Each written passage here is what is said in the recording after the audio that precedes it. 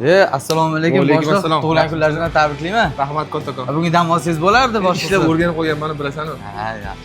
Charchamaydi. Assalomu alaykum opa, yaxshimisiz? Opa, iltimos, pulingiz bo'lsa bir qarzga 300 ming pul berib turing. Bugun boshlig'imizning tug'ilgan kuni edi. 300 mingdan pul yig'ib dedi. Kecha pullarimni hammasini ijaraga to'lab o'rgandim. Bir so'm pulim qolmadi. Hamkasblarning oldida uyatli bo'lib qolmay, oyligim tushishi bilan sizga qaytarib beraman, iltimos opajon. Chaqirtirganmiz boshliq. Men chaqirtirgandim. Tug'ilgan kunimga pul yig'ib olsa deb eshitdim. Ha, yig'ayotgandik, syurpriz bo'lsin degandik. Qanchadan yig'ding menga? Shu 300 mingdan. Boshqa xodimlarga 100 mingdan yig'otdinglar. Endi siz boshqa emassiz-ku, bir qimmatroq soat olmoqchi edik, o'shanga 200 mingdan yig'dik. Oldingmi soat?